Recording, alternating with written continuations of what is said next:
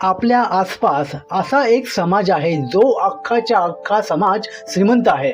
पण या समाजाच्या श्रीमंती मागची कारणं जर तुम्ही ऐकली तर तुम्ही सुद्धा भुवया उंच कराल. या समाजाची लोकसंख्या संपूर्ण भारताच्या लोकसंख्येच्या तुलनेत फक्त 1% आहे आणि भारत सरकारला मिळणाऱ्या एकूण टॅक्सपैकी तब्बल 24% टॅक्स हा समाज देतो. हा समाज म्हणजे जैन समाज. या समाजात जवळपास 70% लोक श्रीमंत आहेत आणि 30% लोक मध्यमवर्गीय आहेत. म्हणजे या समाजात गरिबीला थाराच नाही. आपल्या मराठी समाजात एक सामान्य माणूस जेवढा कमवतो ना त्याच्या कितीतरी पट ते फक्त दानच करतात. पण जैन समाज जेवढा श्रीमंत कसा झाला? तो आधीपासून श्रीमंत आहे की अलीकडे झाला आहे? जैन समाजातील अगदी मोजकेच लोक तुम्हाला नोकरी करताना दिसतील. त्यांचा कल नेहमीच व्यवसाय करण्याकडेच असतो. तुम्ही बऱ्याच वेळा पाहिलं असेल की जैन मारवाड्यांच्या दुकानात त्यांची लहान मुलं गल्ल्यावर बसताना आपल्याला दिसतात. हे धंद्याचं किंवा बिझनेसचं बाळकडू त्यांना अगदी लहानपणापासूनच कसं दिलं जातं आणि त्यांची अशी कोणती ठरलेली तत्त्वं आहेत ज्या तत्वांनी चालल्यामुळे ते श्रीमंत आणि यशस्वी होतात? हे सगळं आज आपण या व्हिडिओमधून समजून घेणार आहोत. त्याआधी चॅनलला सबस्क्राईब करा आणि व्हिडिओ शेवटपर्यंत नक्की बघा. जैन समाजाच्या श्रीमंतीचं रहस्य पाहण्या अगोदर आपण या 3 जैन भावांची यशोगाथा पाहूया, ज्यांनी शून्यापासून 35,000 करोड रुपयांचा बिझनेस उभा केलाय. रमेशभाई विराणी आणि त्यांचे 2 भाऊ राजकोटमध्ये चहा नाश्त्याचं दुकान चालवायचे. ते जैन समाजाचे होते. त्यांची घरची आर्थिक परिस्थिती चांगली नव्हती, त्यामुळे ते सिनेमा थिएटरमध्ये चहा आणि नाश्ता विकू लागले. तिथे त्यांनी पाहिलं की लोकांना वेफर्स खायला खूप आवडतात, पण त्याची क्वालिटी चांगली नाहीये. मग त्यांनी विचार केला की आपण स्वतःच वेफर्स बनवून सप्लाय केले तर त्यानंतर तिन्ही भावांनी घरीच वेफर बनवायला सुरुवात केली आणि ते सिनेमा हॉलमध्ये विकायला सुरुवात केली. एका थिएटर पासून सुरू झालेले त्यांचे वेफर्स संपूर्ण राजकोटमध्ये आवडीने खाल्ले जाऊ लागले. त्यानंतर त्यांनी या व्यवसायाला मोठं स्वरूप दिलं आणि मग त्यांनी आपल्या ब्रँडचं नाव ठेवलं बालाजी वेफर्स. गुजरातच्या सर्वात मोठ्या रिटेल चेनमध्ये त्यांचे वेफर्स विकले जाऊ लागले आणि बघता बघता बालाजी वेफर्स संपूर्ण भारतात एक ब्रँड बनला. आज या कंपनीचं व्हॅल्युएशन 35,000 कोटी रुपयांपेक्षा जास्त आहे. मित्रांनो, हे 3 भाऊ होते. घरची परिस्थिती सुधारण्यासाठी ते नोकरीही करू शकले असते, पण त्यांनी व्यवसाय करायचं ठरवलं आणि त्या व्यवसायाला मोठं केलं.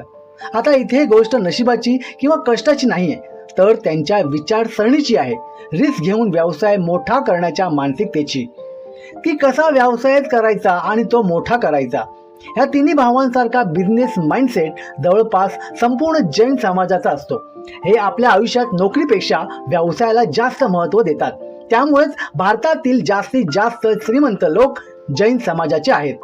गौतम अदानी, दिलीप सांघवी, मंगलप्रभात लोढा, रसेल मेहता ही काही नावं भारतातील सर्वात श्रीमंत लोकांपैकी आहेत आणि हे सर्व जैन समाजाचे आहेत. तुम्हाला ऐकून आश्चर्य वाटेल की जवळपास 70% जैन लोक श्रीमंत आहेत आणि फक्त 30% लोक मध्यमवर्गीय आहेत. पण सर्वांना प्रश्न असा पडला असेल की हे जैन लोक इतके श्रीमंत कसे बनले? यांची मेंटॅलिटी सुद्धा इतरांपेक्षा वेगळी का आणि कशी आहे? ही सर्व क्षमता त्यांच्यात आली तरी कुठून? या सगळ्या प्रश्नांची उत्तरं समजून घेण्यासाठी आपल्याला काही वर्ष मागे जावं लागेल. जैन समाजाचे लोक सुरुवातीपासूनच अहिंसेला मानतात. ते त्यांचं तत्व आहे. अहिंसा म्हणजे कुठल्याही प्रकारची हिंसा न करणं. जैन धर्माचे तीर्थकर वर्धमान महावीर यांनी जैन लोकांना शेती करायला मनाई केली होती, कारण शेती करताना लहान जीव मारले जातात. याच अहिंसेच्या तत्वामुळे जैन लोक तलवारही उचलू शकत नव्हते. त्यामुळे त्यांच्याकडे एकच पर्याय उरला होता, तो म्हणजे व्यापार करणं.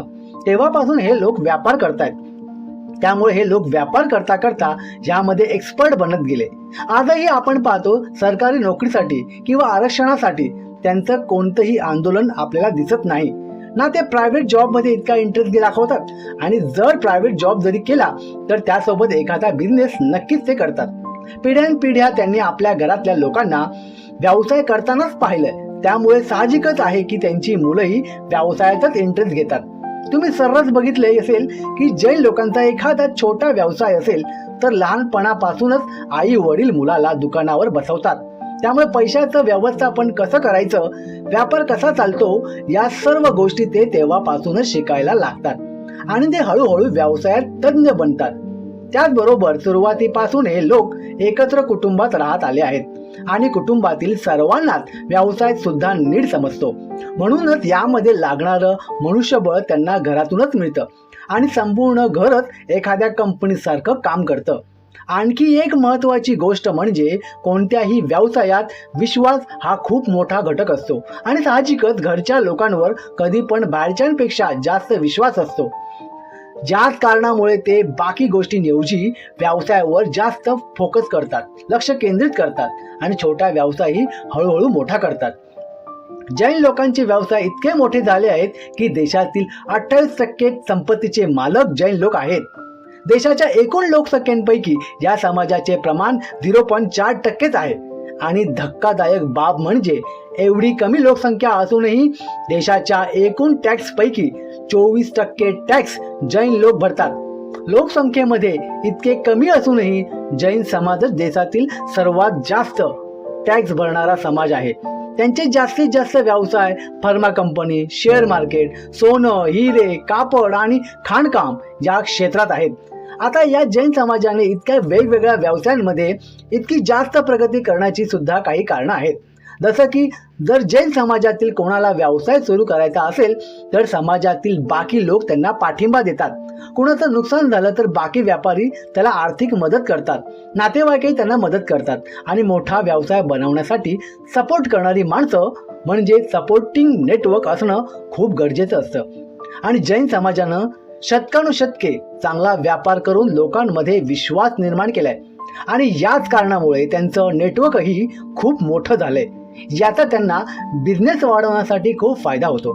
जैन समाजाचा आपापसात सामाजिक सलोखा सुद्धा खूप चांगला आहे.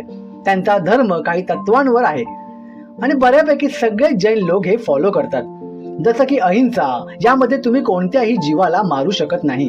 मग येतो अपरिग्रह, हे त्यांच्या आयुष्यातील एक तत्व आहे.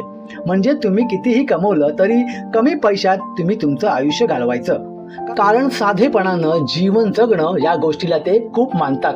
तुम्हाला वाटत असेल की हे लोक किती श्रीमंत आहेत, मोठ्या मोठ्या गाड्यांमधून फिरतात, लग्नांमध्येही खूप मोठा खर्च करतात, मग साधं राहणीमान कसं काय झालं? पण तुम्हाला एक गोष्ट सांगतो की जैन लोक आपल्या कमाईचे फक्त थोडेच पैसे म्हणजे काही टक्के हिस्साच या गोष्टींवर खर्च करतात. या उलट इतर समाजांमध्ये लोक कर्ज काढून लग्न करतात आणि तिथेच त्यांचा आर्थिक गणित बिघडतं. पण जैन समाज बचत करण्यावर जास्त विश्वास ठेवतो, गरज नसताना जास्त खर्च करण्यावर नाही. कमाईचा जास्तीत जास्त पैसा ते इन्व्हेस्ट करतात आणि जे काही उरेल त्यात ते आपलं आयुष्य जगतात. बरं, असंही नाही की ते लोक शिक्षण सोडून फक्त व्यवसायच करतात. उलट जास्तीत जास्त मोठे व्यावसायिक हे उच्च शिक्षित असतात. जैन समाजात पुरुषांचे साक्षरता प्रमाण 97% आहे आणि महिलांचं 92% आहे.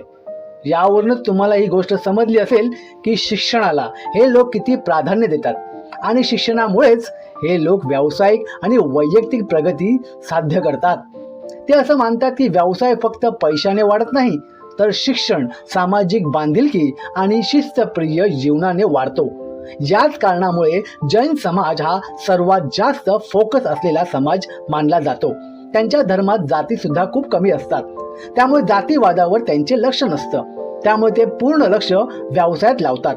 त्यांच्या फिलॉसॉफिकमध्ये एक टर्म आहे, रिअलिस्टिक एपिस्टेमॉलॉजी. याचा अर्थ असा की जैन समाजातले लोक सत्याकडे फक्त एकाच बाजूने पाहत नाही, तर अनेक बाजूने समजून घेण्याचा प्रयत्न करतात आणि हाच विचार त्यांच्या व्यवसायात आणि निर्णय घेण्याच्या प्रक्रियेत दिसून येतो. व्यवसाय करताना ते सगळ्या बाजूंचा विचार करून मगच निर्णय घेतात. जैन लोकांचे विचारही खुले असतात, त्यामुळे ते जिथे कुठे व्यवसाय करायला जातात तिथली संस्कृती आणि लोकांची ते पटकन जुळवून घेतात. नवीन तंत्रज्ञानही ते व्यवसायात लवकर आणतात. याच कारणामुळे ते पारंपरिक व्यवसायाच्या पुढे जाऊन ई कॉमर्स, ऑनलाईन मार्केटिंग सारख्या क्षेत्रातही आघाडीवर आहेत. व्यवसायासोबतच ते दान धर्म सुद्धा करतात. त्यांच्या धर्मात दान करणं हे सर्वश्रेष्ठ मानलं जातं. ते शाळा, रुग्णालय आणि लोकांना निवारा केंद्र उपलब्ध करून त्यांची जेवढी मंदिरं आहेत तिथेही ते खूप दानधर्म करतात. आम्ही स्वतः एका ठिकाणी पाहिले की त्यांच्या समाजात साधू किंवा साध्वीची संस्कृती आहे, जे वैयक्तिक आयुष्यातून संन्यास घेतात. त्यांच्या एका मोठ्या साधूचं जेव्हा निधन झालं होतं तेव्हा त्यांना अग्नी देण्यासाठी जैन लोकांमध्ये बोली लागते. तर ती फायनल बोली 11 कोटींपर्यंत पोहोचली होती, फक्त त्यांच्या मोठ्या साधूंना अग्नी देण्यासाठी. म्हणजे इतका जास्त धर्म आणि दान देण्यावर हे लोक विश्वास ठेवतात. त्यांची विचारसरणी, त्यांचा स्थिर माइंडसेट, शिस्तप्रिय जीवन, या सर्व गोष्टी त्यांच्या चांगल्या जीवनशैलीमुळे आहेत. त्यांच्या जेवणात ना जास्त मीठ असतं ना जास्त तिखट असतं. आलं किंवा लसणाचा वापर ते अजिबात करत नाहीत आणि ते पूर्णपणे शाकाहारी असतात. तसेच वैयक्तिक आयुष्यात सुद्धा ते खूप स्वच्छता ठेवतात. त्यामुळे त्यांचा आयुर्मान इतर धर्मांपेक्षा खूप जास्त आहे. एकंदरीत या सर्व गोष्टी यांच्या विचारात बदल घडवून आणतात आणि विचारांमुळे माणूस इतका यशस्वी होऊ शकतो. जैन लोक हे त्यांचा सामाजिक सपोर्ट, सामाजिक सलोखा, उच्च शिक्षण, इतरांशी चांगले संबंध, दानधर्म आणि त्यांच्या चांगल्या विचार करण्याच्या पद्धतीमुळे आज या हुद्द्यावर पोचलेत आणि सर्व समाजांपेक्षा जास्त श्रीमंत बनलेत ते. यावर तुम्हाला काय वाटतं मित्रांनो? तुम्हाला हा व्हिडिओ कसा वाटला कमेंट बॉक्समध्ये नक्की सांगा आणि चॅनलला सबस्क्राईब करायला विसरू नका. पूर्ण व्हिडिओ बघितल्याबद्दल धन्यवाद.